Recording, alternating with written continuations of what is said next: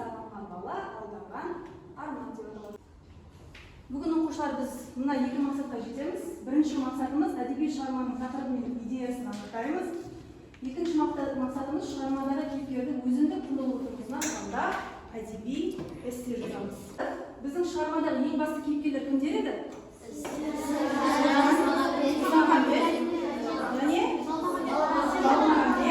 Әжесінің есімі кім? Мейіргүл, иә? Ал біздегі жанама кейіпкерлер кімдер? Аязбай және әкесі. Не үшін олар жанама кейіпкер балалар? Себебі емес пе? Иә, мамама барады екенбіз ғой. Мамамды тауып алса, ар жағында папамды іздемейміз бе? Олар базарда бір-бірінен адасып қалған ғой. Өйткені базар үлкен.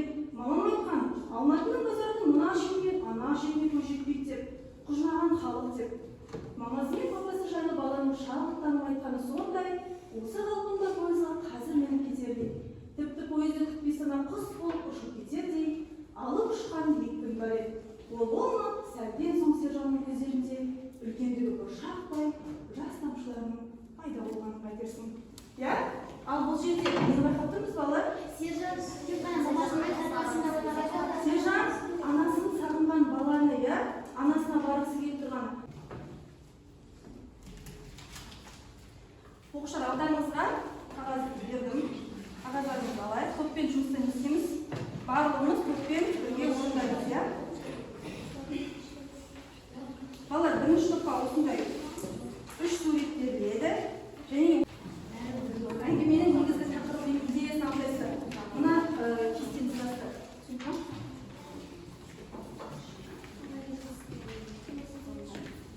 Үшінші тапсырмасы.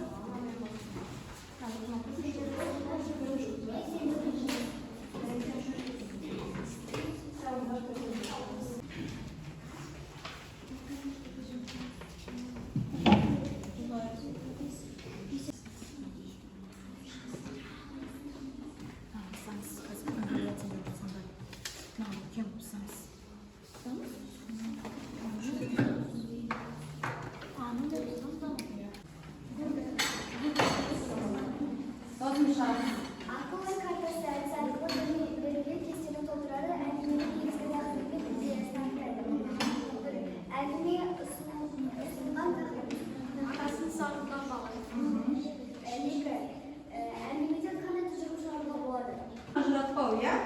Тағылға сай қандай мағаматы нақыл сөздерді келтіре аласыз? Қасыма жарап қызын алып, апа, бала, танышбай, ана, ұштанбайды. Тақырыпқа сай ма осы мағлұматтеріміз? Керектігін анықтайды. Әйел бейнесін шығармадағы ана бейнесімен байланыстыра отырып, шығарманың негізгі ойы мен басты идеясын анықтайды. Сызбаға түсіріңіз. Әтіндегі ана кейіпкері осы. Осы өттеріміз сай келмейді, иә? Баласына мейірленген ана. Жақсы. Қараймыз тақырыптарына. Сержанның уәдеге сенуі. Уәдеге сенуі. Өте жақсы.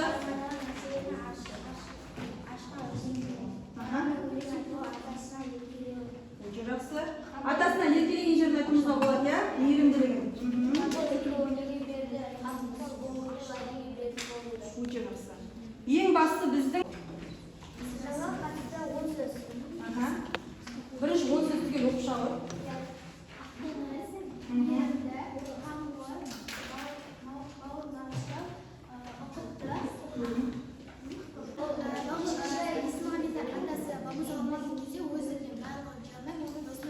Өте жақсы, досыма береміз, иә? Тағы не айтамыз? Қамқорлығын.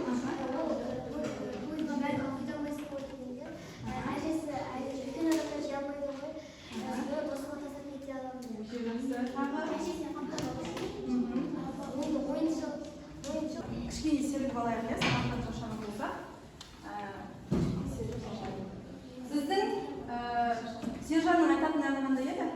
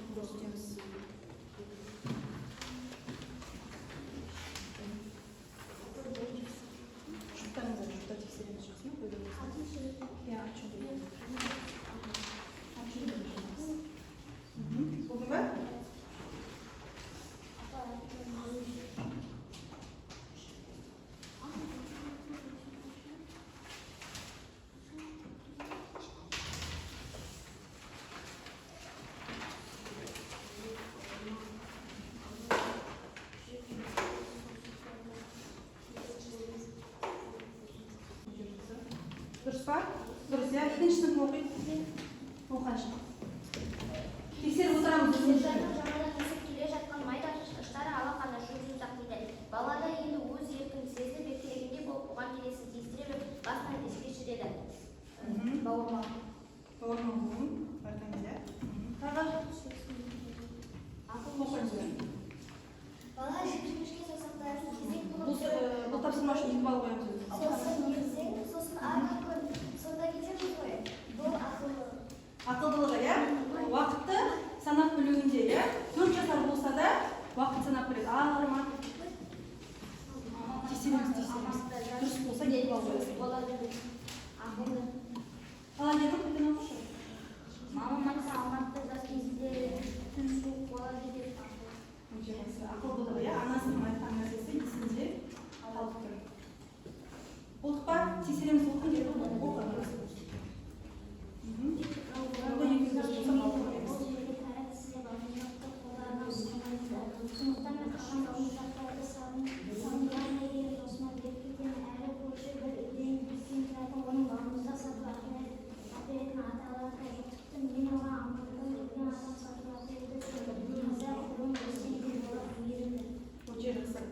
Енді балалар сіздерге 5 үзінді берілген, иә? Осы 5 үзіндінің барлығын дұрыс тапқан оқушыға 2 балл қоясыздар да, ал егер 3-еуін табатын болса, немесе 3-тен аз болатын болса балл қоймайсыздар, 3-еуі дұрыс болатын болса, онда 1 балл қоясыздар. Түсінікті ма?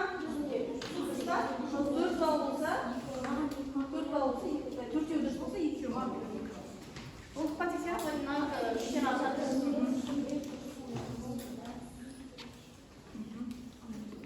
Онда шынаса 2 балл қоясыздар.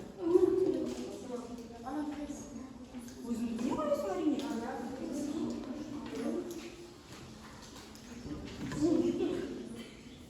Олық па? Мағас бала, келесі тапсырма. Оқушылар жеке жұмыс, барлығымыз дәптерімізді ашайық. Дәптерімізді ашып күннің жадын жазайық бала. Сәуірдің 21-і Тынымбай Нұрмағамбет анасын сағынған бала. Жазамыз. Тәжірибелерді ашамыз.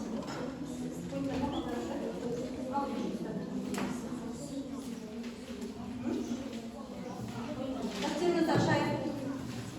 Дәптерімізді ашамыз. Күннің жадын жазамыз. Дәптерімізді ашып күннің жадын жазамыз. Оқушылар сіздерге шығарманың ішіндегі кез келген өзіңіз таңдаған кейіпкердің тұлғалық ерекшелігін түсіндіретін әдеби эссе жазасыздар. Иә? Балалар, эссе неше бөлімнен тұратын еді? Қандай? Кіріспе. Негізгі бөлім. Сосын қорытынды. Иә? Жақсы. Балалар, сіздерге 50-60 сөз жазу берді. Қарап отырыңыздар. Кіріспе бөлімде кейіпкер туралы өзіндік пікір білдіресіңдер. Яғни сержанды алсаңыздар, сержан жайлы өздеріңіздің пікірлеріңізді айтасыздар.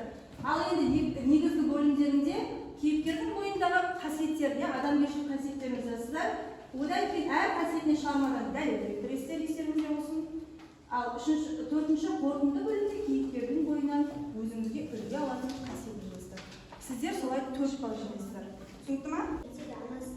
Анасының түсінікпен қарап, ешқашан анасынан ренжімеген. Өлең арнап сағынады. Мен тұрғызып сержантты сағынады. Анасын сағыныңыз, қолына келгенше іс істейді. Жарайсың, сержант, сеншіл болғандықтан анасына бару үшін не істемейді? Неге сенбейді? Несіз, анасын сағынған бала ғой. Қолына келгенше бәрін істейді. Яғни сержанға сипаттама беріп кеттім ба? Жақсы, өзің 3 балл. Келесі. Шамс. Кім болды? Жанеке болды ма? Шабыл.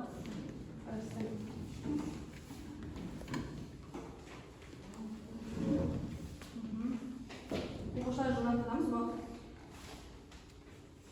Сержан өте ақылды бала, ол мейірімді, ол өзі ойнағанды жақсы көреді. Анасының алып келген киімін ұқыпты ұстайды және ол аталарын жақсы көреді. Ол бауырмал,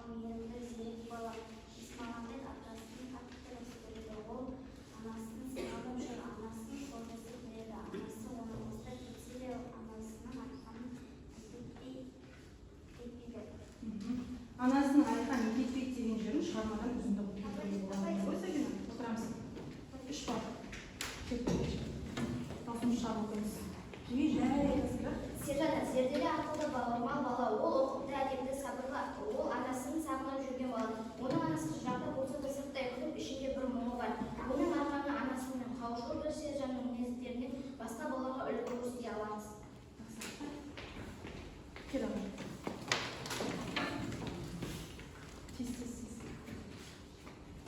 Сержанның жұмыскерлі баласы. Өзінің қазір апата қаласында жұмыс істейді. Сержанның мейірімді, ақыл және бауырмал. Сержан аталары Есмағамбет, Бамағамбет, Саязбай. Сержан жақсы көретін атасы Есмағамбет болған, ол Бамағамбет деген. Сержан анасына бауыр үшін бәрін істейді. Тіпті киімдеріне жазастырды.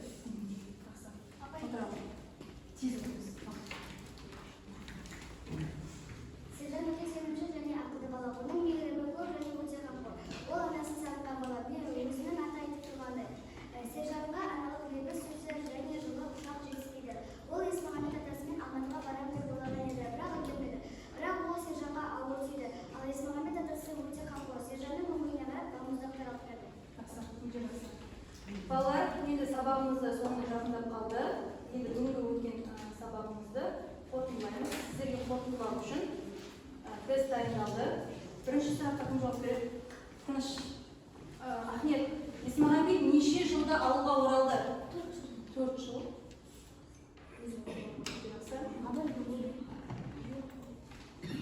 Келесі. Нұрай. Мама өлеңін айтып отырған Сержан неше жаста? 4 жасар шамасында, иә? Жақсы. Нұрхат қайда? Нұрхат. Сержанның анасының аты кім? Өзімізге бір бал қосып отырамыз, балалар. Қарақат. Күміскүл кімнің қарындасы? Бамағамбеттің. Ол қыз емес пе? Бамағамбет. Есмағамбеттің. Жақсы. Олжас.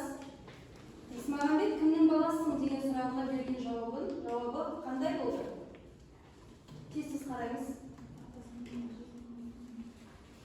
Әкесінің атын айтты, атасының атын айтты, әжесінің анасының атын айтты. Кім жүреді? Анасының атын айтты.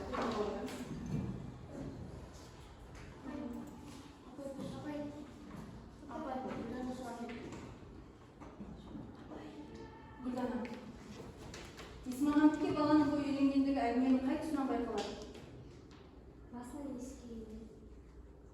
Басынан естігеннен.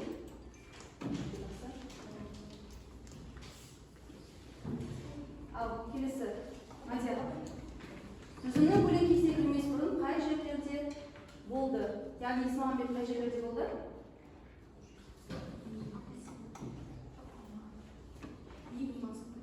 Ойланамыз.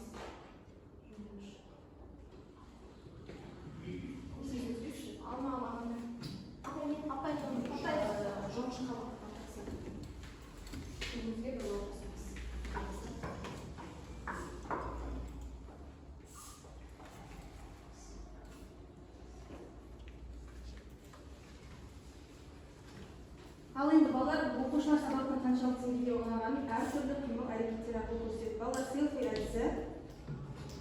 Мен қазір сіздерді селфиға түсіремін.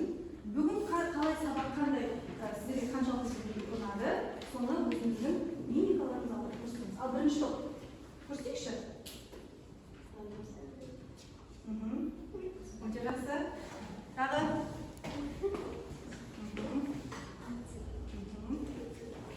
Үшінші топ. Төртінші топ.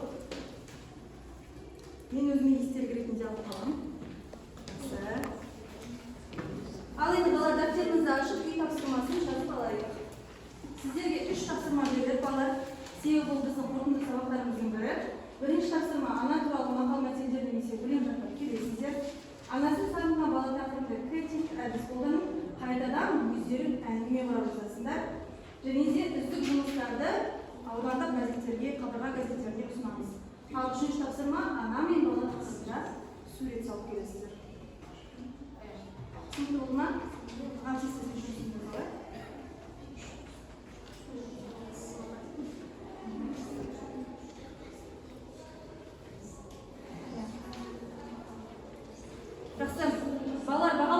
сабақтарыңызға назар аударып қарайықшы. 10 балл жинаған оқушылар бар ма? 10 балл жинаған оқушы шапалақ ұрамыз. 10 балл жинаған оқушы шапалақ ұрамыз.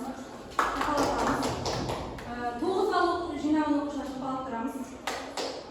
8 балл жинағандар бар ма? Өте жақсы.